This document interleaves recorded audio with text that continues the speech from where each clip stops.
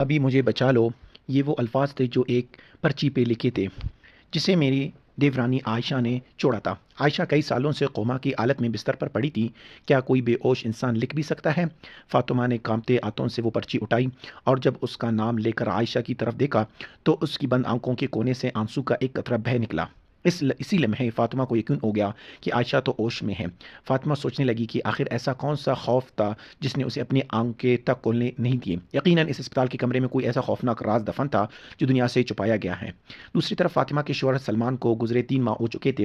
آخری رسومات کے بعد فاطمہ نے اپنے سسرال والوں سے تمام تعلقات ختم کر لیے تھے، اپنا فون نمبر بھی بدل لیا تھا اور کسی سے دعا سلام بھی نہیں کی تھی، کیونکہ جب شوہر ہی نہیں رہا تو اس گھر سے رشتہ برقرار رکھنے کا کوئی مطلب نہیں تھا۔ امی جان کی طنز بھرے فون اور دیور شہریار کے بے رخی والے تہوارے پیغامات سب بند ہو گئے تھے اور فاطمہ چپ چاپ اپنی اکیلی زندگی گزار رہی تھی کہ ایک منگل کی دوپہر سوتے ہوئے فون کی گھنٹی بجی اور اس کی آنکھ کھل گئی۔ ایک انجان نمبر تھا۔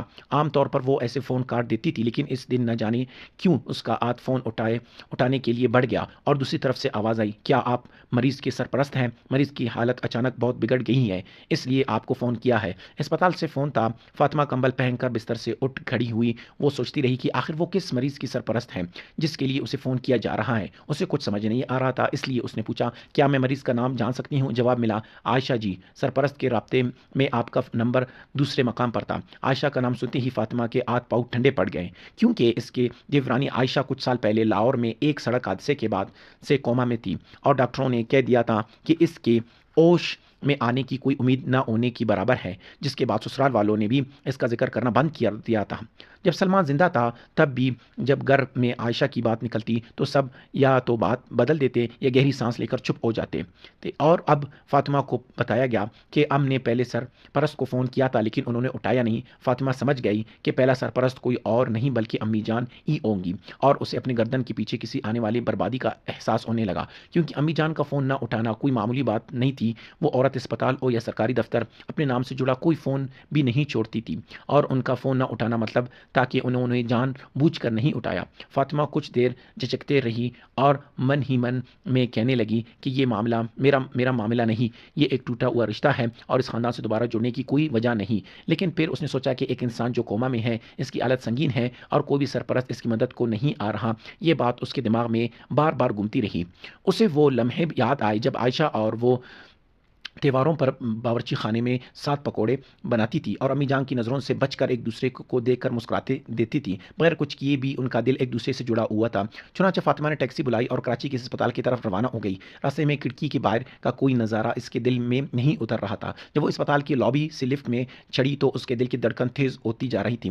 5ویں منزل پر ICU کی راہداری میں فینائل کی تیز بو پھیلی ہوئی تھی۔ ٹیوب لائٹ کی ٹھنڈی روشنی اسے عجیب لگ رہی تھی اور دوسرے کمرے سے کبھی کبھار لوگوں کی آواز آتی تھی، لیکن جیسے جیسے وہ راہداری کے آخر کی طرف بڑھ رہی تھی سناٹا گہرا ہوتا جا رہا تھا۔ نرس اسٹیشن سے عائشہ کے کمرے کا نمبر پوچھ کر جب وہ کمرہ نمبر 502 کے دروازے پر پہنچی تو اس کے قدم جیسے تھم گئے۔ اس نے دروازے کے دراڑ سے جھانکا تو ایک دھندلا سا کمرہ نظر آیا جہاں مشینوں کی آواز کے سوا کچھ سنائی نہیں دے رہا تھا، اور یہ کمرہ کسی مریض کے کمرے سے زیادہ ایک گودام جیسا لگ رہا تھا۔ جب اس نے دروازہ دھکیل کر اندر قدم رکھا تو کمرے کا ماحول اتنا ٹھنڈا تھا کہ اسے یہ کسی کی رہنے کی جگہ نہیں لگا۔ نہ کوئی پھول تھا، نہ کوئی ذاتی سامان، نہ کوئی خاندان کی تصویر، نہ پھولوں کی ٹوکری، اور نہ ہی کسی دیکھ بھال کرنے والے کا کوئی نشان۔ بستر پر عائشہ لیٹی ہوئی تھی جو فاطمہ کی یادوں والی عائشہ سے بالکل الگ دکھ رہی تھی۔ اس کا چہرہ زرد پڑ چکا تھا، ڈرپ کی نلکی لگی ہوئی تھی، گال اندر دھس گئے تھے اور آنکھیں کس کر بند تھے۔ فاطمہ آسس بستر کے پاس رکھی کرسی پر بیٹھ گئی اور دیوار پر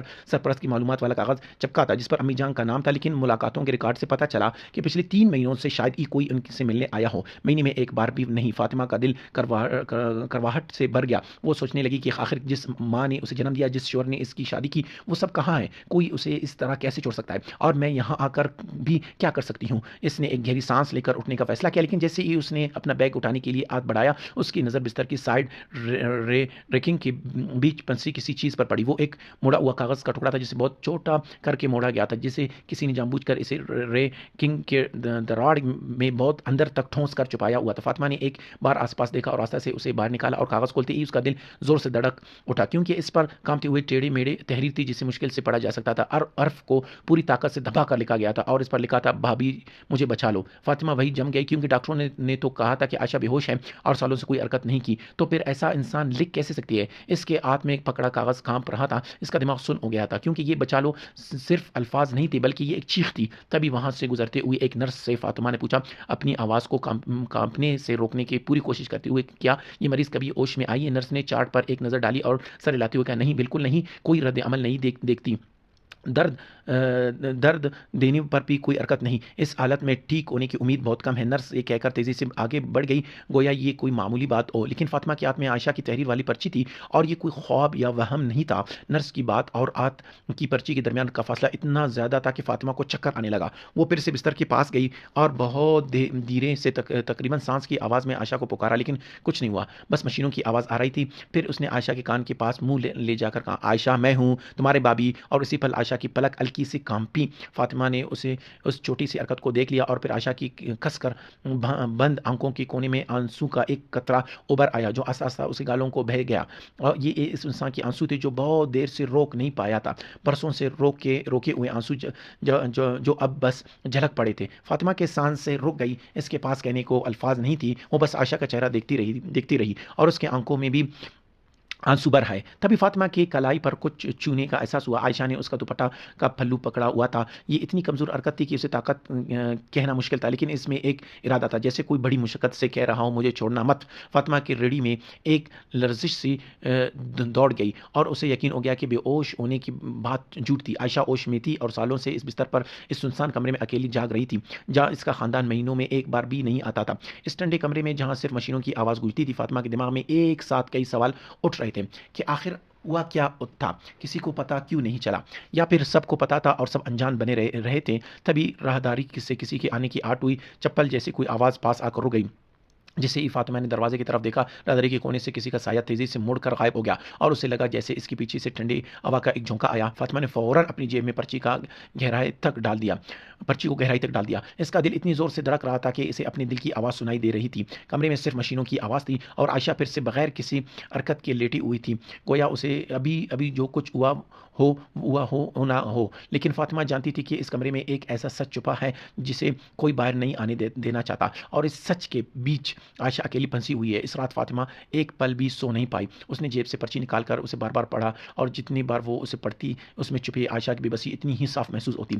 ये उस इंसान के अल्फाज थे जिसने सालों से बिस्तर पर पड़े पड़े किसी तरह कलम पकड़ा और लिखा था। अगली सुबह फातिमा ने अम्मी जान से मिलने का फैसला किया। वो उसी पुराने फ्लैट में रहती थी। डोर बेल बजाने पर दरवाज़ा खुला और अम्मी जान का चेहरा सामने आया, जो फातिमा को देखती ही सख्ती से बोल पड़ी, क्या बात है? अचानक कैसे इस्तकबाल तो दूर, कोई दुआ सलाम तक नहीं। फातिमा ड्राइंग रूम में गई और पर्चे निकाल कर उनके सामने रख कर बोली, अम्मी जान, ये आयशा ने लिखा है, ये उसके बिस्तर में पंसा मिला था, मुझे लगता है वो होश में है, क्या हम इसका इलाज दोबारा शुरू नहीं करवाना चाहते?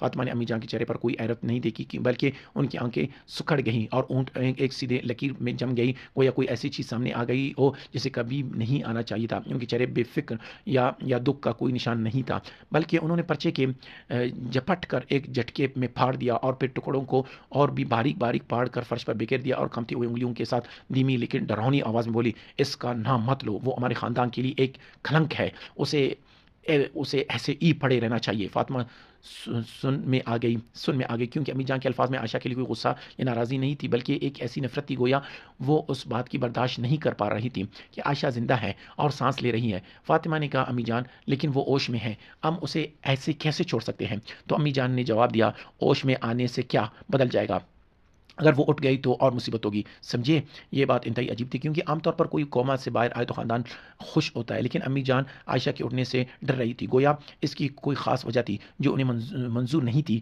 फिर वो उठकर फातिमा को घूरने लगी और कहने लगी, जब वो मर कर इस घर से जाएगी तभी सुकून मिलेगा। मैंने कह दिया तो बस कह दिया। ये अल्फाज सुनकर फातिमा वही जम गई, क्योंकि ये किसी ख़ानदान की फ़र्द के अल्फाज नहीं थे। चाहे कितनी भी अनबन हो, बहू अस्पताल में पड़ी हो और कोई कह के मर के जाएगी, ये मामूली नहीं थी। فاطمہ کو یقین ہو گیا کہ امی جان عائشہ کے جاگنے سے پریشان نہیں بلکہ ڈری ہوئی ہیں، اور اسے اس پر ان بات یاد آئی جو اس نے اپنے شوہر سلمان سے سنی تھی کہ حادثے کے بعد عائشہ کی تمام تر ذمہ داری امی جان نے سنبھال لی تھی، لیکن اب اس رد عمل کو دیکھ کر اس بات کا مطلب بالکل الگ الگ لگ رہا تھا، اور اسے شک ہوا کہ کئی عائشہ کے نہ جاگنے کا تعلق جائیداد سے تو نہیں۔ جیسی فاطمہ اٹھنے لگی، امی جان نے اس کا ہاتھ زور سے پکڑ کر اپنے چہرے کو اس کے قریب لا کر دھیمی آواز میں کہا، فاطمہ دوبارہ اسپتال مت جانا، سمجھی؟ یہ کوئی گزارش یا مشورہ نہیں بلکہ ایک صاف چتانوی ہے۔ اور ان کی آنکھوں میں ایک پل کے لیے کچھ ٹھنڈا سا چمکا، پھر وہ بولے، اس معاملے میں پڑھ کر ایک دو لوگ اپنی جان نہیں گنوا چکے۔ یہ سن کر فاطمہ کے دماغ میں اس کا شوہر سلمان گھومنے لگا، جو اچانک بغیر کسی اشارے کے گر پڑا تھا اور دنیا چھوڑ گیا۔ اس وقت بھی اسے عجیب لگا تھا، لیکن آخری رسوم کے بھاگ دوڑ میں وہ سوال دب گئے تھے، اور اب اسے ڈر ہوا کہ کہیں اس کا شوہر بھی ان جان گوا چکا لوگوں میں تو شامل نہیں۔ فاطمہ نے آستہ سے اپنا ہاتھ چھڑایا اور دروازے کی طرف بڑھی، لیکن اسے امی جان کی نگاہیں اپنی پیٹھ پر چھپتی ہوئی محسوس ہو رہی تھی، اور جب وہ فلیٹ سے نکلی تو اسے لگا جیسے کوئی اس کا پیچھا کر رہا ہو۔ اس نے ایک بار پیچھے دیکھا تو کوئی نہیں تھا، لیکن کچھ قدم چلنے پر اسے پھر سے قدموں کی آہٹ سنائی دی۔ اس بار اس نے پیچھے نہیں دیکھا اور لگ بھگ دوڑتے ہوئی میٹرو اسٹیشن پہنچی، اور جب ایسکیلیٹر سے نیچے اترتی ہوئے اس نے سامنے شیشے میں دیکھا تو اس کے پیچھے 3-4 قدم کے فاصلے پر ایک کالی جیکٹ والا آدمی کھڑا تھا، جس نے جیسے ہی فاطمہ کی نظر اس پر پڑی فوراً اپنا سر گھما لیا، اور فاطمہ کے دل ڈوب گیا، کیونکہ اسے یقین ہو گیا تھا کہ یہ کوئی اتفاق نہیں بلکہ کوئی اس پر نظر رکھے ہوئے ہیں۔ میٹرو سے گھر لوٹتے وقت فاطمہ نے اپنی مٹھائیاں بینچ پر رکھی تھی، کیونکہ اسے سمجھ آ گیا تھا کہ یہ صرف ایک بیمار دیورانی کی دیکھ بھال کا معاملہ نہیں بلکہ امی جان کی عجیب غصہ، علاج کو روکنے کی ضد اور پیچھا کرتے نگاہ، یہ سب ایک ہی دھاگے سے جڑے ہوئے تھے۔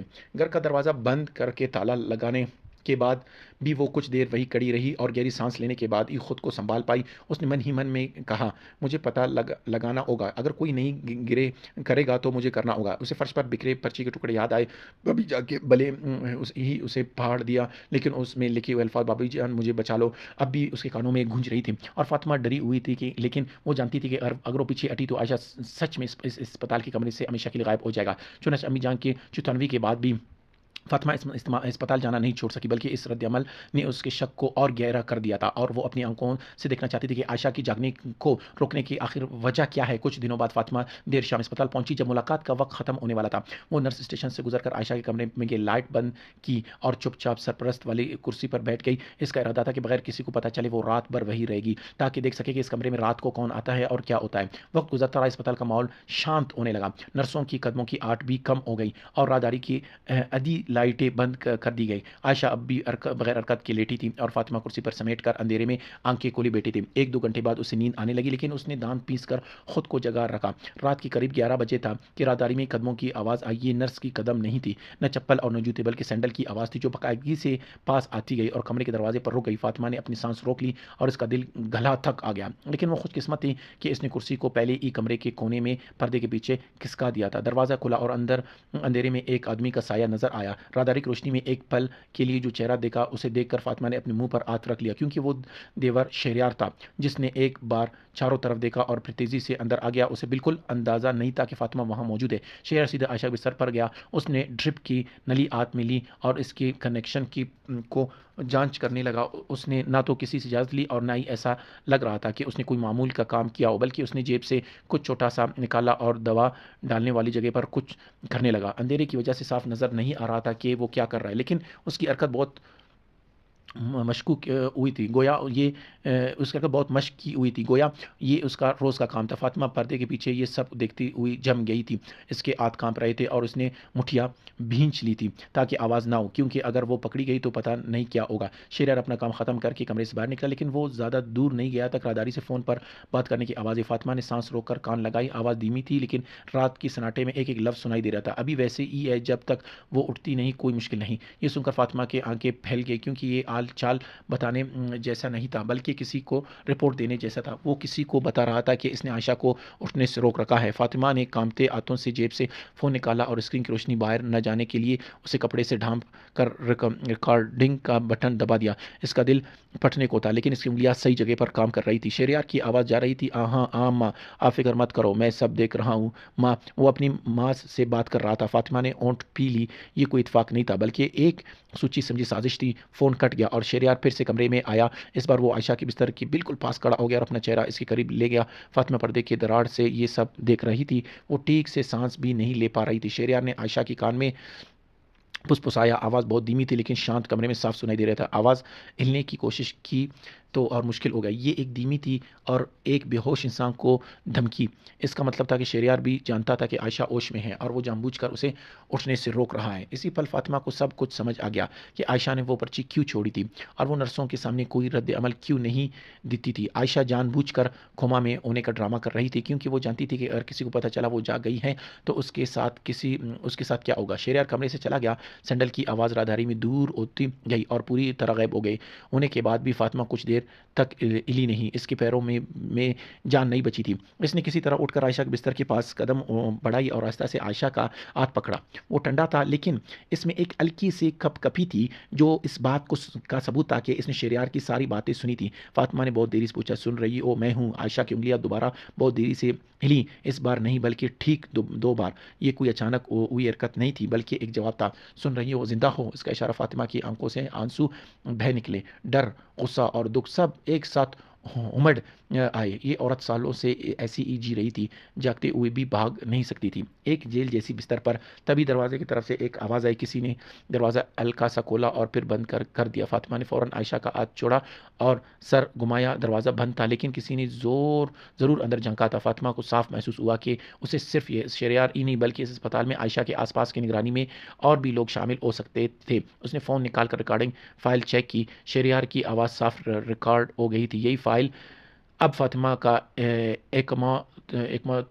ایک ہتھیار تھی اور ساتھ ہی اسے یہ بھی پتا تھا کہ اس فائل کا ہونا اسے خطرے میں ڈال سکتی ہے۔ کمرے کی کھڑکی سے باہر کھلا آسمان دکھ رہا تھا۔ فاطمہ نے عائشہ کے چہرے کو دیکھا، بند آنکھیں، پیلے گال اور ہونٹوں پر سوکھے آنسوؤں کے نشان۔ اگر وہ اس انسان کو ایسے ہی چھوڑ کر چلی گئی تو اگلی بار آنے پر شاید وہ سچ میں اس کا ہاتھ نہ پکڑ پائے۔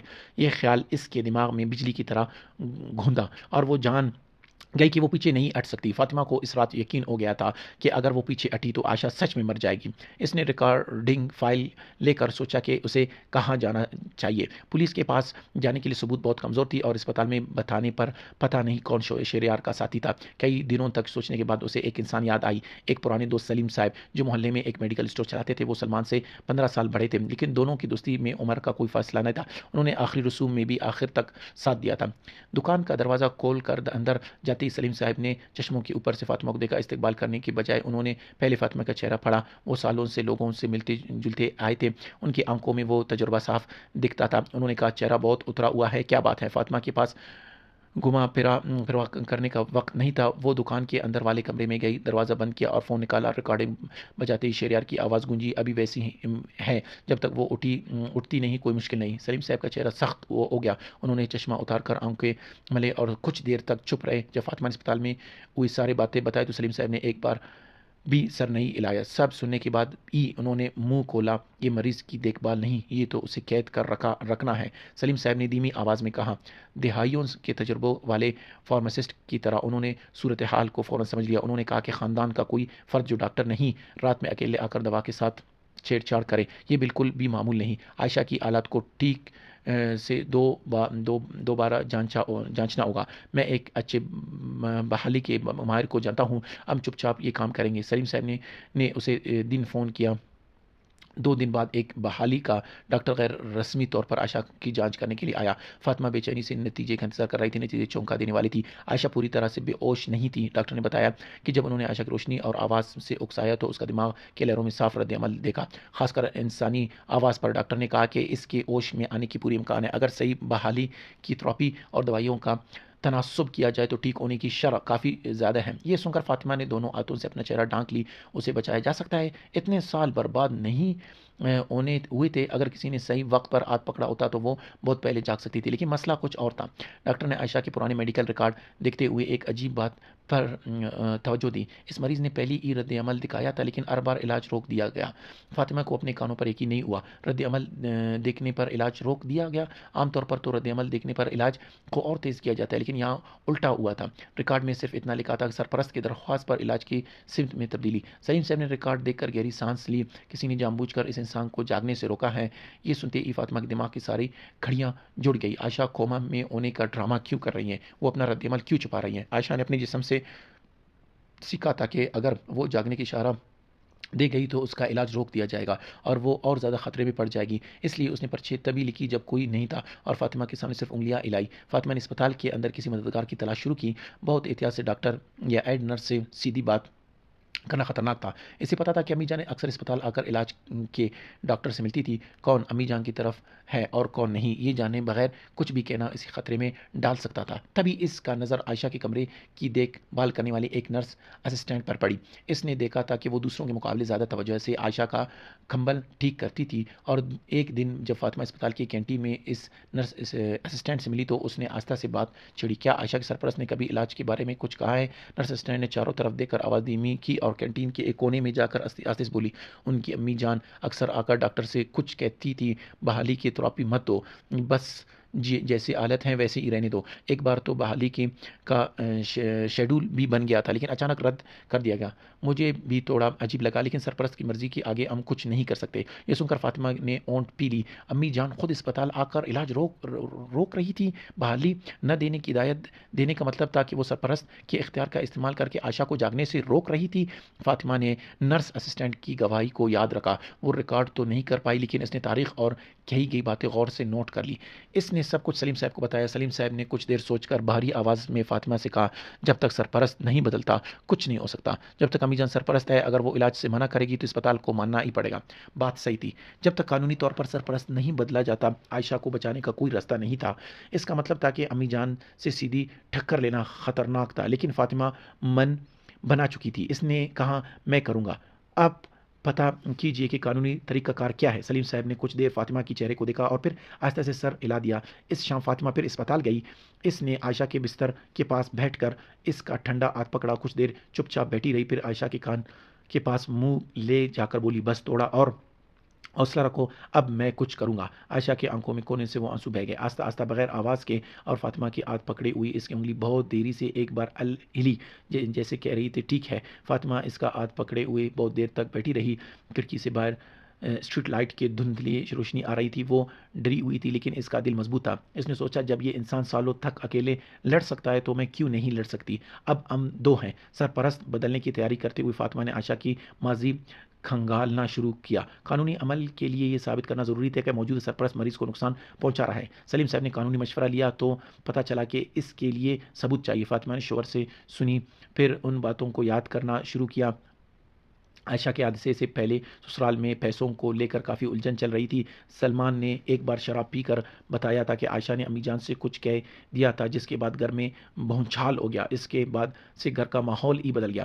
اس وقت اس نے سوچا تھا کہ اس ساس بہو کا جھگڑا ہوگا، لیکن اب لگ رہا تھا کہ یہ صرف ایک معمولی بات نہیں تھی۔ سلیم صاحب نے جانچ بین کی تو عائشہ کے حادثے سے پہلے ہی کچھ باتیں سامنے آنے لگے۔ امی جان کچھ سال پہلے جان پہچان والوں سے سرمایہ کاری کے نام پر پیسے اکٹھے کر رکھے تھے، لیکن وہ پیسہ ٹھیک سے استعمال نہیں ہو رہا تھا۔ یہ ایک قسم کا فراڈ تھا۔ امی جان اکیلی نہیں تھی، دیور شہریار بھی پیسے کے لین دین میں شامل تھا۔ مسئلہ یہ تھا کہ عائشہ کو اس بات کی بھنک لگ گئی تھی۔ عائشہ شروع سے ہی بہت ہوشیار اور حساب کتاب میں پکی تھی۔ وہ کسی بھی بے میل چیز کو نظر انداز نہیں کرتی تھی۔ جب امی جان رشتہ داروں سے اونچے منافع کا وعدہ کر کے پیسے لے رہی تھی تو اسے شک ہوا تھا اور اس نے خود تحقیق شروع کر دی۔ سلیم صاحب نے عائشہ کی ایک پرانی سہیلی سے پتہ کیا تھا کہ حادثے سے کچھ مہینے پہلے عائشہ نے ایک وکیل سے بھی مشورہ لیا تھا۔ سرمایہ کاری کی دھوکہ دہی کے بارے میں عائشہ اکیلا ہی امی جان اور شہریار کے پیسے میں گڑبڑ کا پردہ فاش کرنے والی تھی۔ یہ سن کر فاطمہ کے ہاتھ ٹھنڈے پڑ گئے۔ عائشہ صرف امی جان سے جھگڑا نہیں کر رہی تھی بلکہ ثبوت اکٹھے کر رہی تھی۔ اس سے بھی زیادہ چونکا دینے والی بات آگے پتہ چلی۔ سلیم صاحب نے عائشہ کی ایک پرانے ساتھی سے ملاقات کی جس کے پاس ابھی عائشہ کا بھیجا ہوا ایک پیغام تھا۔ پیغام چھوٹا تھا لیکن اس کا مطلب بہت بڑا تھا۔ ثبوت مل گیا ہے، جلد ہی سب ٹھیک کر دوں گا۔ ثبوت مل گیا ہے اور اس کے فوراً بعد عائشہ کا حادثہ ہو گیا۔ اس تعلق کو سوچتے ہی فاطمہ کی ریڑھی میں لرزش دوڑ گئی۔ حادثے کے بعد عائشہ کا فون غائب ہو گیا تھا، نہ اسپتال میں ملا نہ ہی واقعہ کی جگہ پر۔ پولیس ریکارڈ میں بھی اس کا سامان کی فہرست میں فون نہیں تھا۔ عائشہ کا لیپ ٹاپ بھی کل سے غائب تھا اور اس سے جڑے کوئی بھی کاغذ یا فائل نہیں بچی تھی، جیسے کسی نے عائشہ کی تحقیق سے سارے نشان مٹا دیے تھے۔ سلیم صاحب نے بھاری چہرے سے کہا، یہ حادثہ نہیں، یہ قتل کی کوشش ہو سکتی ہے۔ فاطمہ کچھ نہیں بول پائی، اس کا دماغ سن ہو گیا تھا، لیکن تبھی اسے ایک اور بات یاد آئی، اپنے شوہر سلمان کے گرنے والے دن کی بات۔ وہ ہمیشہ صحت مند رہتا تھا، کوئی پرانے بیمار نہیں تھا، اور میڈیکل چیک اپ میں بھی سب ٹھیک تھا۔ وہ روز صبح چکر لگاتا تھا، لیکن ایک دن وہ اچانک گھر پر گر گیا۔ رات کا کھانا کھا کر صوفے پر بیٹھا تھا کہ اچانک اس نے سینے پر ہاتھ رکھا اور وہی ڈیر ہو گیا۔ فاطمہ نے ایمبولینس بلائی، لیکن اسپتال پہنچنے تک بہت دیر ہو چکی تھی۔ موت کی وجہ دل کا دورہ بتایا گیا۔ اس وقت وہ صدمے اور غم میں اتنی ڈوبی ہوئی تھی کہ شک کرنے کا کوئی موقع ہی نہیں ملا۔ لیکن اب اس دن کو یاد کرنے پر ایک عجیب بات سامنے آئی۔ سلمان کی گرنے سے پہلے امی جان آئی تھی اور ایک مشروب دی گئی تھی۔ گاڑھا ہے، صحت کے لیے اچھا ہے کہہ کر فریج میں رکھ گئی تھی۔ سلمان نے اس رات وہی گاڑھا پیا اور کچھ ہی دیر بعد گر گئی۔ اس وقت اس نے اس بات پر توجہ نہیں دی تھی، کیونکہ ساس کا بہو کے گھر آ کر کچھ بنا کر دینا عام بات تھی۔ لیکن عائشہ کے حادثے کی سچائی جاننے کے بعد وہ بات الگ رنگ میں لوٹ آئی۔ کہیں اس کے شوہر کو بھی کچھ پتہ نہیں چل گیا تھا؟ کیا وہ بھی عائشہ کی طرح امی جان کی راز کے قریب پہنچ گیا تھا؟ فاطمہ کے دماغ میں شک گھیرتا جا رہا تھا۔ یہ صرف خاندانی جھگڑا نہیں تھا، بلکہ ایک منظم جرم تھا، جہاں راز جاننے والے کے ایک کر کے راستے سے ہٹا دیا جاتا تھا۔ عائشہ کو حادثے سے، سلمان کو اچانک موت سے اور عائشہ کو زندہ رہتے ہوئے جاگنے سے روک کر قید کیا جا رہا تھا۔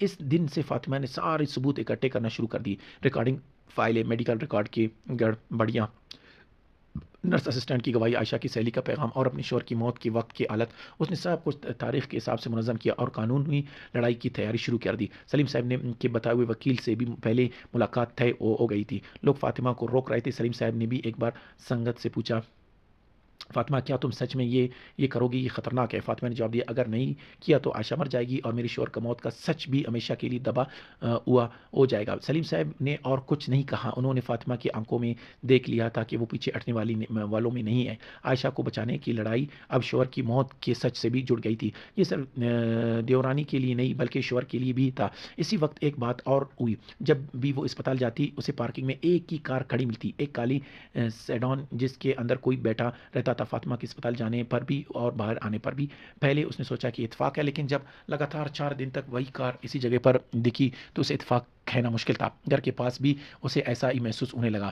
اپارٹمنٹ کے گیٹ پر کوئی انجان کار کھڑی رہتی یا کوسوں باہر کوئی سگریٹ پیتا ہوا آدمی نظر آتا تھا۔ ایک بار تو سپر مارکیٹ میں ایک ہی آدمی 2 بار ایک کی راہداری میں ملا۔ اسے یقین تو نہیں تھا، لیکن نظر رکھے جانے کا احساس اب حقیقت بنتا جا رہا تھا۔ فاطمہ نے اپنے فون کی لوکیشن شیئرنگ بند کر دی، روز کے راستے بدلنے لگے اور اسپتال جانے کے لیے بھی ہر بار الگ راستہ چنے۔ سلیم صاحب سے بات کرنے کے لیے وہ کبھی کبھی پبلک فون کا استعمال کرتے۔ یہ ضرورت احتیاط تھی، لیکن یہ بھی ہو سکتا تھا کہ یہ کم ہو۔ امی جان کہاں تک جا سکتی ہے، اس کا اندازہ لگانا اب مشکل تھا۔ یہ اب ایک بیمار دیورانی کی دیکھ بھال کا معاملہ نہیں تھا، لڑائی کا تیور پوری طرح بدل چکا تھا۔ یہ دیکھ بھال نہیں بلکہ زندہ رہنے کی جنگ تھی، عائشہ کی بھی اور فاطمہ کی بھی۔ اپنے بھی پیچھے ہٹنے کا کوئی راستہ نہیں تھا۔ فاطمہ یہ جانتی ہوئی بھی نہیں رکی، کیونکہ وہ جانتی تھی کہ رکنے کا مطلب ہے سب کچھ ختم۔ واقعہ امید سے زیادہ جلد ہوا۔ جس دن فاطمہ وکیل سے مل کر لوٹ رہی تھی، اسپتال کے لابی میں اس کا سامنا دیور سے ہو گیا۔ یہ کوئی اتفاق نہیں تھا۔ شہریار لابی کے صوفے پر ٹھانگ رکھے انتظار کر رہا تھا۔ فاطمہ کو دیکھتی وہ آہستہ سے اٹھا۔ اس کے چہرے پر ایک عجیب سا شان تھی، گویا وہ انتظار ہی کر رہا تھا کہ اس نے پہلی بات شروع کی۔ بھابی۔ عام طور پر وہ فاطمہ کو نام سے بلاتا تھا، بھابی اس نے شاید ہی کبھی کہا ہو، لیکن آج وہ صاف بھابی کہہ رہا تھا۔ ایسا لگ رہا تھا جیسے وہ جان بوجھ کر ایسا کر رہا ہو۔ ایک لفظ نے ماحول بدل دیا تھا۔ آپ سے کچھ بات کرنی ہے۔ شہریار لابی کے ایک کونے کی طرف بڑھا۔ فاطمہ کچھ دیر جھجکی، لیکن پھر اس کے پیچھے چل گئی۔ یہ لوگوں سے بھری لابی تھی، اس لیے اسے لگا کہ زیادہ خطرہ نہیں ہوگا۔ کونے میں آمنے سامنے کھڑے ہوتے ہوئے شہریار کا رویہ بدل گیا۔ چہرے کی شانت غائب ہو گئی اور آنکھیں ٹھنڈے ہو گئے۔ ہونٹوں پر ایک ہلکی سی مسکراہٹ تھی، لیکن یہ طنز تھا یا خوشی سمجھنا مشکل تھا۔ اس نے کہا، بھابی آج کل بہت مصروف لگ رہے ہو، اسپتال بھی خوب آ رہے ہو اور ادھر ادھر لوگوں سے بھی مل رہے ہو۔ فاطمہ کے پیٹ ٹھنڈی پڑ گئی۔ اس کا مطلب تھا کہ اسے فاطمہ کے حرکات کے بارے میں پتہ تھا۔ سلیم صاحب سے ملنا، وکیل سے ملنا، شاید سب کچھ اس نے کہا۔ فضول معاملوں میں مت پڑو بھابی۔ شہریار کی آواز ایک ٹھون اور دھیمی ہو گئی۔ اس نے آس پاس دیکھتے ہوئے تھوڑا جھک کر فاطمہ کی طرف ایک قدم بڑھایا۔ فاطمہ پیچھے ہٹی۔ اسے اندر سے بتایا کہ اگر وہ پیچھے ہٹی تو وہ ہار جائے گی۔ اس نے کہا، کیسا معاملہ؟ عائشہ کی حالت خراب ہوئی تو دیکھنے آئی تھی۔ فاطمہ نے شانت رہنے کی کوشش کرتے ہوئے جواب دیا۔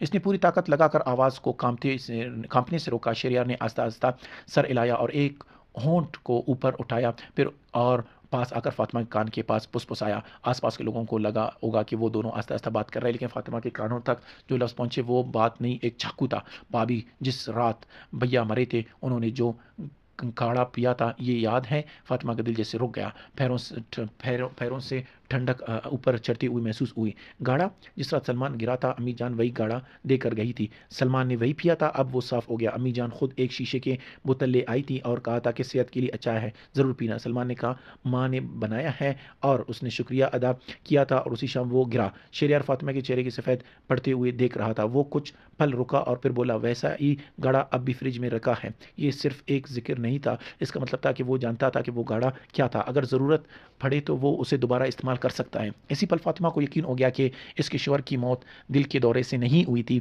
वो हादसा नहीं थी, बल्कि शुरू से आखिर तक एक साजिश थी। इसके पैरों से जान निकल गई थी। उसे लगा था कि वो गिर जाएगा, लेकिन फातिमा ने धांत पीस ली। उसे पता था कि उसे यहाँ टूटना नहीं। उसने अपने चेहरे के तासुरात छुपाए और सीधे शहरयार के आंखों में देखा। शहरयार ने देखा कि फातिमा हिली नहीं तो उसके आंखें सिकुड़ गए। एक पल के लिए इसके चेहरे पर हैरानी आई, लेकिन फिर उसने वही शांत भाव बना लिया। ज़्यादा जानने की कोशिश करने वाला ज़्यादा दिन नहीं रहता भाभी, वो मुस्कुराते हुए कह रहा था, लेकिन इस मुस्कुराहट ने फातिमा के अंदर कुछ छू लिया। डर नहीं, बल्कि गुस्सा। इसके पीठ से एक गर्म लाव की तरह गुस्सा उठ रहा था। मेरे शौहर को मार कर, आयशा को कैद करके, अब मुझे मुस्कुराते हुए धमकी दे रहे हो? फातिमा ने इतनी ज़ोर से मुट्ठी भींची कि नाखून उसके हथेली में घुस गए। शहरयार और कुछ किए बगैर मुड़ गया। लॉबी पार करते हुए इसकी चाल में एक अजीब सी लापरवाही थी, जैसे वो सोच रहा था कि वो जीत गया है।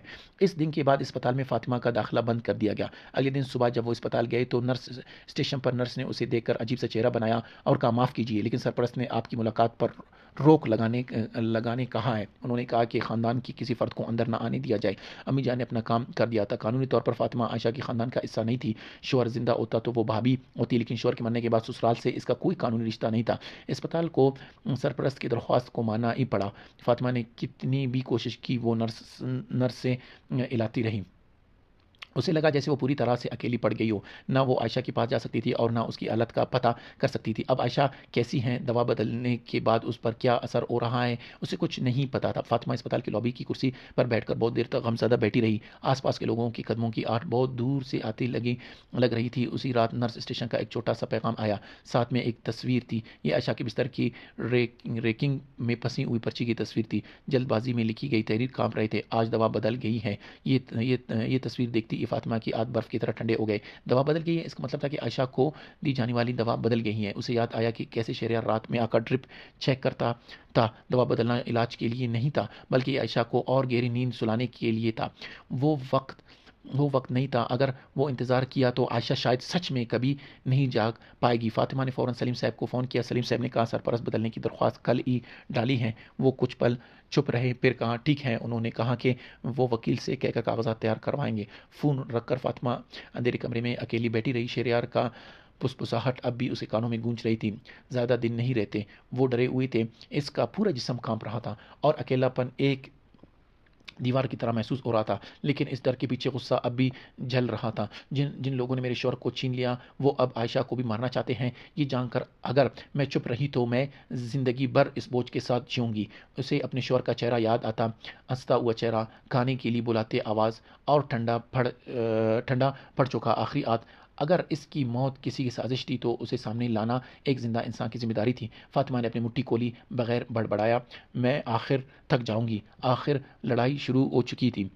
जिस दिन सरपरस्त बदलने की दरख्वास्त अदालत में जमा हुई, फातिमा के हाथ इतनी कांप रहे थे कि वो कलम ठीक से नहीं पकड़ रही थी। आखिर सलीम साहब ने एक एक कागज़ न समझाया होता तो शायद वो बीच ही में हार मान लेती। वकील ने कहा कि उन्हें फौरी तौर पर सरपरस्ती और मेडिकल जांच का अमल एक साथ शुरू करना होगा।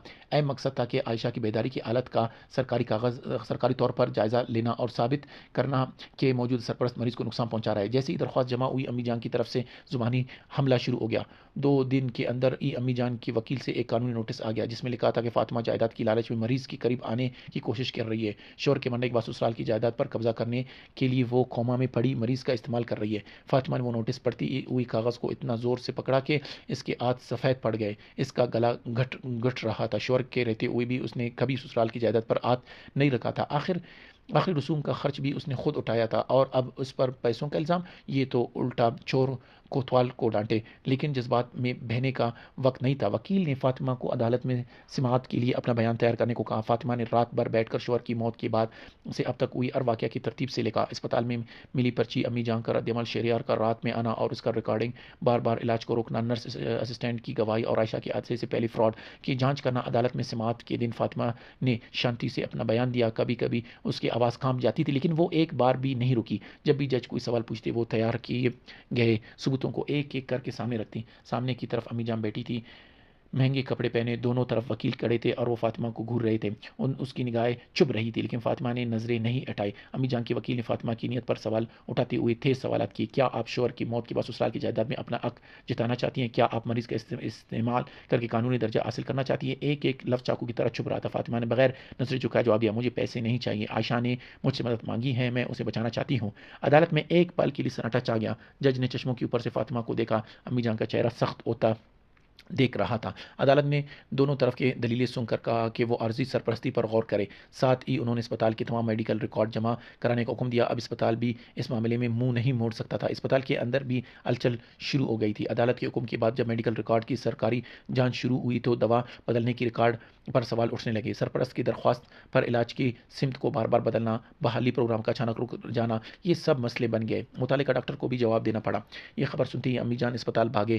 ٹیکسی سے اتر کر وہ لگ بھگ دوڑتی ہوئی وارڈ تک پہنچی۔ نرس اسٹیشن کے سامنے انہوں نے زور سے شور مچانا شروع کیا، میں سرپرست ہوں، میری اجازت کے بغیر ریکارڈ کیوں دیے؟ علاج کیسے ہوگا؟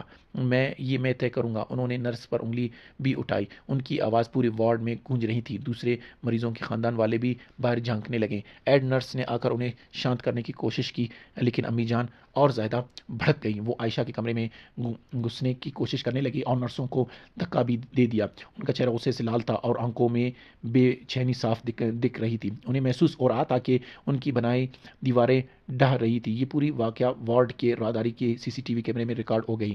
سلیم صاحب نے اسپتال کے انتظامی محکمے سے یہ ویڈیو فوٹیج حاصل کر لی اور وکیل نے اسے عدالت میں اضافی ثبوت کے طور پر جمع کیا۔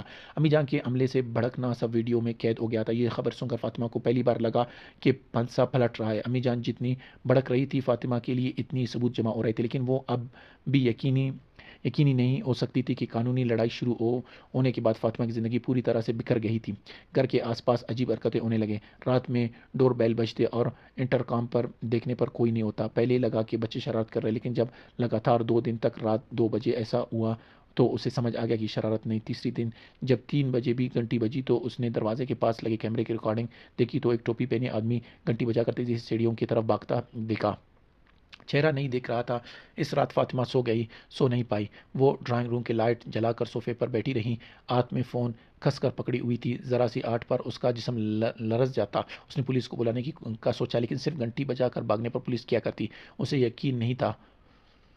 الٹا اگر امی جان کو پتہ چل گیا تو وہ اور زیادہ خطرے میں پڑ سکتی ہے۔ اگلے دن فاطمہ نے اپنا سامان پیک کیا اور سلیم صاحب کے گھر چلی گئی۔ کچھ ضروری کپڑے اور کاغذات کا بیگ۔ اب وہ اکیلی نہیں رہ سکتی تھی۔ سلیم صاحب نے بغیر کچھ کیے اسے ایک خالی کمرہ دے دیا، بستر بچھایا، کھانا دیا لیکن ایک بار بھی نہیں کہا کہ سب ٹھیک ہو جائے گا کیونکہ دونوں جانتے تھے کہ کچھ بھی ٹھیک نہیں ہے۔ سلیم صاحب کے گھر رہتے ہوئے بھی فاطمہ ہر روز وکیل سے بات کرتی، کاغذات تیار کرتی اور عدالت کی تاریخوں کا پتہ کرتی۔ لڑائی جتنی لمبی کھنچ رہی تھی وہ تن اور من دونوں میں تھک رہی تھی۔ بھوک نہیں لگتی تھی اور نیند بھی پوری نہیں ہوتی۔ آنکھیں بند کرتے ہی اسے شہریار کا پھسپھساہٹ سنائی دیتا اور امی جان کا بگڑا ہوا چہرہ نظر آتا۔ پھر بھی وہ رک نہیں سکتی۔ جب وہ سوچتی تھی کہ عائشہ نے اس کمرے میں سالوں کیسے گزارے تو اسے لگتا کہ وہ آر نہیں سکتی۔ ایک بے جان جسم میں جاگ نہ پانے کی حالت میں اس نے جو وقت گزارا اس کے سامنے فاطمہ کی مشکلات کچھ بھی نہیں تھی۔ جتنا عائشہ نے سہا اتنا مجھے بھی سہنا ہوگا۔ فاطمہ رات سونے سے پہلے یہ بات دہراتی۔ عدالت کے فیصلے کا دن قریب آ رہا تھا۔ وکیل نے کہا کہ وہ نتائج کی ضمانت نہیں دے سکتا۔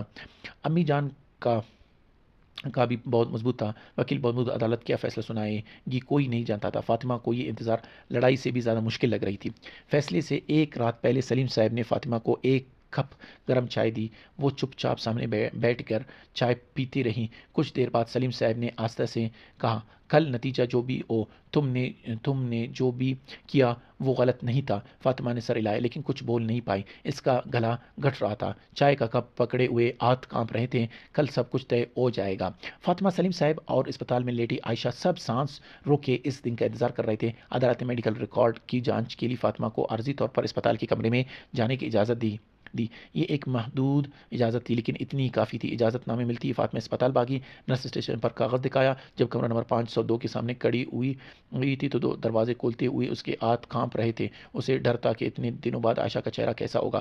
دروازہ کھول کر اندر جاتے ہی اس نے دیکھا کہ عائشہ اب بھی اسی حالت میں لیٹی ہوئی تھی، پیلا چہرہ، بند آنکھیں، مشینوں کی آواز، کچھ بھی بدلا ہوا نہیں لگ رہا تھا۔ لیکن فاطمہ کو راحت سے زیادہ بے چینی محسوس ہو گئی۔ دوا بدل گئی ہے، وہ پرچی اس کے دماغ کو گھوم رہی تھی۔ فاطمہ بستر کے پاس کرسی پر بیٹھ کے عائشہ کا ہاتھ پکڑا، پھر اس کے کان کے پاس منہ جا کر بہت دھیمی آواز بولی، میں ہوں، عدالت میں درخواست دے دی ہے، بس تھوڑا اور حوصلہ رکھو۔ عائشہ کے پلکیں ہلکی سے کانپے، بند آنکھوں کے اندر سے اس کی پتلی التی محسوس ہوئی۔ میں سن رہی ہوں کا اشارہ تھا۔ فاطمہ نے عائشہ کا ہاتھ اور کس کر پکڑا، تبھی راداری سے سینڈل کی آواز تیزی پاس آئی اور کمرے کا دروازہ ایک جھٹکے سے کھلا۔ فاطمہ نے سر گھمایا تو سامنے امی جان کھڑی تھی۔ وہ ہانپ رہی تھی اور ان کی آنکھیں غصے سے بھرے ہوئے تھے۔ ضرور کسی نے انہیں خبر دی تھی کہ وہ بولے تو یہاں کیا کر رہی ہوں؟ ان کی آواز کمرے میں گونج گئی۔ فاطمہ اٹھ کر کہا، اسے عدالت سے اجازت ملی ہے لیکن امی جان نے سنا انسنا کر دیا۔ وہ فاطمہ کو دھکا دیتی ہوئی سیدھی عائشہ کے بستر کے پاس پہنچ گئی۔ انہوں نے عائشہ کے چہرے پر گھور کر دیکھا، پھر اچانک عائشہ کا ہاتھ پکڑا اور اس کے ناخن کے نیچے اپنے انگوٹھیوں سے زور۔ فاطمہ نے کہا، امی جان آپ یہ کیا کر رہی ہے؟ اور تیزی سے آگے بڑھی۔ وہ سمجھ گئی تھی کہ امی جان کیا کر رہی ہے۔ یہ درد کا رد عمل جانچنے کا طریقہ تھا۔ اگر کوئی ہوش میں ہو تو اسے درد محسوس ہوگا، اگر عائشہ ذرا بھی ہلی تو سب کو پتہ چل جائے گا کہ وہ جاگ رہی ہیں۔ فاطمہ نے امی جان کا ہاتھ پکڑ کر عائشہ سے ہٹانے کی کوشش کی۔ آپ مریض کے ساتھ ایسا نہیں کر سکتے۔ امی جان نے فاطمہ کا ہاتھ جھٹک دیا اور اس بار عائشہ کا دوسرا ہاتھ پکڑ کر ناخن کے نیچے اور زور سے دبایا۔ عائشہ کی انگلی سفید پڑ گئی۔ فاطمہ کا دل جیسے رک گیا۔ اگر عائشہ نے رد عمل دیا تو سب ختم ہو جائے گا۔ اس نے من میں چلایا، پلکیں بھی نہیں چپکنے چاہیے، انگلی بھی نہیں ہلنی چاہیے، چہرہ بھی نہیں بگڑنا چاہیے، پلیز سہ لینا۔ ایک ایک سیکنڈ ایک گھنٹے جیسا لگ رہا تھا۔ امی جان کے انگوٹھا عائشہ کے ناخن کے نیچے گھستا جا رہا تھا۔ کوئی عام انسان ہوتا تو چیخ پکڑتا لیکن عائشہ نہیں ہلی۔ اس کے چہرے پر ایک سیکنڈ کے لیے بھی درد نہیں آیا، نہ پلکیں، نہ اونٹ، نہ انگلیاں، کوئی رد عمل نہیں، اور اس درد کو محسوس کرتے ہوئے بھی چپ چاپ سہ رہی تھی۔ سالوں تک اداکاری کرنے والے انسان کا یہ پختہ عزم تھا۔ امی جان نے عائشہ کا ہاتھ چھوڑا اور ایک دم پیچھے ہٹی، پھر عائشہ کے چہرے کو دیکھ کر اونٹ چبائی۔ مرنے کی ایکٹنگ تو اچھی کر لیتی ہیں۔ فاطمہ کی ریڑھی بھی لرزش دوڑ گئی۔ یہ صرف ایک طنز نہیں تھا، ایکٹنگ، انہوں نے کہا، مرنے کی ایکٹنگ۔ اس کا مطلب تھا کہ امی جان کو بھی شک تھا کہ عائشہ اداکاری کر رہی ہیں۔ شاید شک نہیں بلکہ انہیں پتہ تھا، اس لیے وہ خود جانچ کرنے کے لیے آئی تھی۔ فاطمہ نے پوری طاقت سے امی جان اور عائشہ کے بیچ کھڑے ہو کر بستر کو ڈھانپ لیا اور ایک انچ بھی پیچھے نہیں ہٹی۔ اس کی نظریں امی جان کی آنکھوں سے ملی جیسے دونوں کی آنکھوں میں چنگاریاں نکل رہی ہوں۔ فاطمہ نے کہا، امی جان مریض کو ہاتھ مت لگائیے، آپ جو بھی کر رہی ہیں سب ریکارڈ ہو رہا ہے۔ امی جان کی آنکھیں سکڑ گئی۔ انہیں محسوس ہو گیا تھا کہ یہ پرانا فاطمہ نہیں، وہ کچھ اور کہنے والی تھی کہ کمرے کا دروازہ کھلا اور نرس اندر آئی۔ کیا ہوا؟ آواز آ رہی تھی۔ امی جان کا رویہ فوراً بدل گیا، غصے والا چہرہ غائب ہو گیا اور اس کی جگہ ایک فکرمند چہرے نے لے لی۔ انہوں نے نرس کی طرف دیکھ کر آواز بھی بدل لی، ارے کچھ نہیں، اپنی بہو کا چہرہ دیکھنے آئی تھی، حالت اچھی نہیں لگ رہی تھی تو فکر ہو رہی تھی۔ ابھی کچھ دیر پہلے جو ناخن دبا کر رد عمل جانچ رہی تھی اب ایک مہربان ساس کا ڈرامہ کر رہی تھی۔ فاطمہ کا منہ کڑوا ہو گیا لیکن اس نے اپنا چہرہ شانت رکھا۔ اس نے اپنی جیب میں فون کر ریکارڈنگ بٹن چیک کیا جو چالو تھا۔ امی جان کے کمرے میں آتی ہی اس نے ریکارڈنگ شروع کر دی تھی۔ مرنے کی ایکٹنگ تو اچھی کر لیتی ہے، ناخن دبانے اور نرس کے سامنے اچانک بدل جانے، سب کچھ اس فائل میں ریکارڈ ہو گیا تھا۔ یہ ایک فیصلہ کن ثبوت بننے والا تھا۔ نرس کے جانے کے بعد امی جان پھر چلی گئی۔ جاتے جاتے انہوں نے ایک بار فاطمہ کو دیکھا اور وہ نظر پہلے سے بھی زیادہ ٹھنڈی تھی، جیسے کہہ رہی تھی ابھی کھیل ختم نہیں ہوا۔ کمرے میں اکیلے رہ جانے پر فاطمہ کرسی پر دڑام سے بیٹھ گئی۔ اس کے ہاتھ کانپ رہے تھے، سانس لینے کی کوشش کرنے پر بھی چھاتی میں دھڑکن محسوس ہو رہی تھی۔ اس کا دل اب بھی پاگلوں کی طرح دھڑک رہا تھا۔ اگر امی جان بس آدھے گھنٹے پہلے آتے تو وہ فاطمہ کو عائشہ کے کان میں پسپساتے ہوئے دیکھ لیتے، وہ عائشہ کے پلکوں کا کانپتے ہوئے دیکھ لیتے، تب سب کچھ ایک پل میں ختم ہو جاتا۔ سرپرست بدلنے کا درخواست عدالت میں جمع کیے بغیر سب بیکار ہو جاتا۔ عائشہ کو اور زیادہ تیز دوا دے کر سلا دیا جاتا اور فاطمہ کو دوبارہ موقع نہیں ملتا اور عائشہ نے اسے ناقابل برداشت درد سہتے ہوئے بھی آنکھ نہیں چپکائی۔ وہ سالوں سے ایسی ہی جی رہی تھی۔ اس نے کسی بھی درد پر رد عمل نہ دینے کی اداکاری اپنے جسم میں بٹھا لی تھی۔ اس کا عزم کتنا دردناک تھا، فاطمہ نے اسے اپنی اڑیوں تک محسوس کیا۔ اب بس آخری مرحلہ بچا تھا۔ عدالت کا فیصلہ آتے ہی سب کچھ بدل جاتا، لیکن وہ آخری مرحلہ سب سے زیادہ ڈراؤنا تھا۔ جتنا انجام قریب آتا دشمن اتنا ہی زور لگاتا۔ فاطمہ نے کانپتے پیروں سے اٹھ کر پھر سے عائشہ کے بستر کے پاس بیٹھ گیا۔ اس کا ٹھنڈا ہاتھ پکڑ کر کھس کر بیٹھی اور پھر دھیمی آواز میں پسپسایا، بس تھوڑا اور سب ختم ہونے والا ہے۔ عائشہ نے ہاتھ میں بہت دھیرے سے جواب دیا، اتنا کمزور کہ محسوس کرنا مشکل تھا، لیکن فاطمہ نے اسے سمجھ لیا۔ یہ ایک جواب تھا، میں ہوں، میں اور بھی لڑ رہی ہوں۔ اس کا اشارہ فاطمہ اس کے ہاتھ پکڑے ہوئے دیر تک بیٹھی رہی۔ آنسو اس کے گالوں پر بہہ رہے تھے، لیکن اس نے انہیں نہیں پہنچنے کی ضرورت نہیں تھی۔ یہ آنسو کمزوری کے نہیں بلکہ حوصلے کی ثبوت تھی۔ عدالت کے فیصلے کا خط دیر شام پہنچا۔ جب وکیل کا فون آیا تو فاطمہ سلیم صاحب کے ڈرائنگ روم میں بیٹھی تھی۔ وکیل کی آواز آج کچھ الگ رہی تھی، شانت، لیکن اس میں ایک مضبوطی تھی۔ فاطمہ جی، آپ کو عارضی سرپرست مان لیا گیا ہے۔ یہ فیصلہ فوراً نافذ ہو گیا۔ فاطمہ کچھ دیر تک کچھ نہیں بول پائے، فون پکڑے ہوئے ہاتھ کانپ رہے تھے اور وہ صوفے پر ہی بیٹھ گئی۔ سلیم صاحب نے سامنے اس کے چہرے کو دیکھ کر چپ چاپ سر ہلا دیا، جیسے کہہ رہے تھے ہو گیا۔ عدالت میڈیکل ریکارڈ کی گڑبڑیاں اور سرپرست کی طرف سے علاج میں رکاوٹ ڈالنے کی ثبوتوں کو مان لیا تھا۔ خاص کر امی جان کا اسپتال میں ہنگامہ کرتے ہوئے CCTV فوٹیج فیصلہ کن ثابت ہوئی۔ عارضی سرپرستی فاطمہ کو ملتی ہے۔ عائشہ کا علاج سے جڑے سارے فیصلے اب اس کے ہاتھ میں تھے۔ فاطمہ فیصلہ نامہ لے کر فوراً اسپتال گئی۔ اس نے ڈاکٹر سے مل کر سب سے پہلے دوا کو معمول پر لانے کا درخواست کی۔ بدلی ہوئی دوا کو واپس پہلے جیسے کرنا اور روکے ہوئے بحالی تھراپی کو فوری شروع کرنے کو کہا۔ ڈاکٹر عدالت کا فیصلہ دے کر فوراً دوا بدل دی۔ دوا معمول پر آتی تبدیلی امید سے زیادہ جلدی دکھنے لگے۔ پہلے دن کوئی خاص فرق نہیں پڑا۔ فاطمہ دن بھر بستر کے پاس بیٹھ کر عائشہ کا چہرہ دیکھتی رہی، لیکن دوسرے دن عائشہ کی انگلیاں پہلے سے زیادہ صاف ہلنے لگی۔ نرس کے بلانے پر پلکوں کا کانپنا بھی زیادہ واضح ہو گیا۔ تیسرے دن اس نے اپنا سر بھی ہلکا سا گھمایا۔ آواز کی سمت میں عائشہ کا دماغ پھر سے دنیا سے جڑ رہا تھا۔ فاطمہ ہر روز کمرے میں بیٹھ کر ان تبدیلیوں کو دیکھتی رہی اور اس کے ہاتھ پکڑتی، باتیں کرتی اور چھوٹی سی تبدیلی پر اس کا دل بھر جاتا۔ ساتھ ہی وہ ڈرتی بھی تھی، کیا وہ سچ میں جائے گی یا پھر حالت خراب تو نہیں ہو جائے گا۔ امید کے ساتھ ساتھ ڈر بھی تھا۔ چوتھے دن صبح فاطمہ عائشہ کے ماتھے پر گیلا کپڑا رکھ رہی تھی کہ عائشہ کے پلکیں آہستہ آہستہ اٹھی۔ اس بار وہ ہلکی سی کپ کپی نہیں تھی، اس نے صاف صاف اپنی آنکھیں کھولی تھی۔ فاطمہ کی سانس رک گئی۔ عائشہ کی پتلیاں پہلی چھت کی طرف تھی، پھر آہستہ آہستہ گھومی اور فاطمہ کے چہرے پر آ کر رک گئی۔ اس کا فوکس بن گیا۔ دھندلے نگاہیں آہستہ آہستہ صاف ہو رہی تھی اور پھر عائشہ نے فاطمہ کو دیکھا، پہلی بار بالکل صاف۔ عائشہ کے ہونٹ ہلے، آواز نہیں تھی لیکن ہونٹوں کی حرکت تھی۔ بابی! فاطمہ نے وہ لفظ پڑھتے ہی اپنے روکے ہوئے آنسو ایک ساتھ بہا دیے۔ عائشہ کے گالوں پر بھی آنسو بہہ رہے تھے۔ کچھ دیر تک دونوں بس ایک دوسرے کو دیکھتے رہے۔ الفاظ کی ضرورت نہیں تھی، آنسو سب کچھ کہہ رہے تھے۔ تھوڑی دیر بعد عائشہ نے کانپتا ہوا اپنا دایاں ہاتھ پکڑا، چھت کی طرف نہیں بلکہ نیچے کی طرف اشارہ کر رہی تھی۔ بستر کے نیچے فاطمہ نے حیرانی سے دیکھا تو عائشہ نے پھر سے اسی سمت اشارہ کیا۔ فاطمہ بستر کے نیچے گھٹنوں کے بل بیٹھ گئی۔ اس نے بستر کے فریم کے نیچے دیکھا، پہلے کچھ نہیں دیکھا۔ اس نے ہاتھ ڈال کر ٹٹولا تو صرف دھول ہاتھ لگی۔ پھر اس نے دوسری طرف سے فریم اندر گدے اور دھات کے درمیان کا دراڑ کو ٹٹولا، تبھی اس کی انگلی سے کچھ سخت چیز ٹکرائی۔ اسے ٹیپ سے مضبوط سے چپکایا گیا تھا، ایسی جگہ جہاں کوئی جان بوجھ کر نہ چھپائے تو کبھی نہیں مل سکتا۔ اس نے آہستہ سے اسے نکالا تو ایک چھوٹا سا ریکارڈ سامنے آیا، اتنا چھوٹا کہ ہتھیلی میں سما جائے۔ اس کے پہلو میں ایک پرانا اسمارٹ فون بھی چھپا ہوا تھا۔ اسکرین ٹوٹی ہوئی تھی اور بیٹری لگ بھگ ختم تھی، لیکن پاور بٹن دبانے پر اس نے ہلکی سی روشنی جلی۔ وہ اب بھی چالو تھا۔ فاطمہ دونوں چیزوں کو ہاتھ میں لیے دیکھتی رہی۔ یہ کیا ہے؟ اس نے سر اٹھا کر عائشہ کو دیکھا۔ عائشہ نے مشکل سے منہ کھولا، آواز پھٹی ہوئی تھی لیکن ہر لفظ میں پوری طاقت تھی۔ ریکارڈ کیا ہے؟ یہ سب کچھ؟ فاطمہ کے ہاتھ جم گئے۔ ریکارڈ سب کچھ؟ فاطمہ عائشہ کو کوما میں ہونے کا ڈرامہ کرتے ہوئے سالوں تک اس چھوٹے سی مشین سے کمروں میں ہوئے ساری باتیں ریکارڈ کی تھی۔ کب سے؟ حادثے کے 1 سال بعد میں جاگ گئی تھی، لیکن اگر بتاتی تو مجھے مار دیا جاتا۔ عائشہ نے روتے ہوئے ٹوٹی آواز میں کہا، امی جان جب بھی آتے شہریار سے فون پر بات کرتے یا دونوں یہاں ملتے، میں نے سب سنا۔ وہ میرے ساتھ کیا کر رہے ہیں، آگے کیا کریں گے، سب سنتے ہوئے ریکارڈ کیا۔ فاطمہ نے ہاتھ میں پکڑے ریکارڈ کو دیکھا۔ اسی چھوٹی سی مشین میں سالوں کا سچ قید تھا۔ عائشہ نے بے جان جسم میں سانسیں روک کر ثبوت اکٹھے کیے تھے۔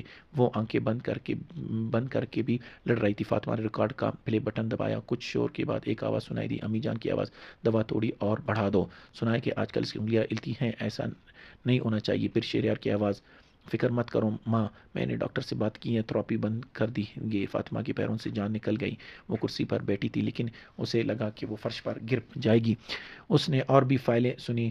امی جان شہریار کو علاج روکنے کی ہدایت دیتا، دوا بدلنے کا کہتا، عائشہ کے حادثے کے بعد جائیداد کو کیسے ٹھکانہ لگایا، سب کچھ اس میں تھا۔ سب سے چونکا دینے والا ریکارڈ حادثے کے فوراً بعد کا تھا۔ امی جان کمرے میں شہریار سے کہہ رہی تھی، اب ٹھیک ہے، اس نے جو بھی اکٹھا کیا تھا سب ختم کر دیا، فون بھی ٹھکانے لگا دیا۔ فاطمہ نے ریکارڈ روک دیا اور کچھ دیر تک سر جھکائے بیٹھی رہی۔ اس کے ہاتھ اتنے کانپ رہے تھے کہ ریکارڈ گرنے والا تھا۔ یہ صرف ایک گواہی نہیں بلکہ سالوں تک چلے ایک جرم کا ریکارڈ تھا، ایسا ثبوت جسے عدالت میں جھٹلایا نہیں جا سکتا تھا۔ اس نے عائشہ کو دیا۔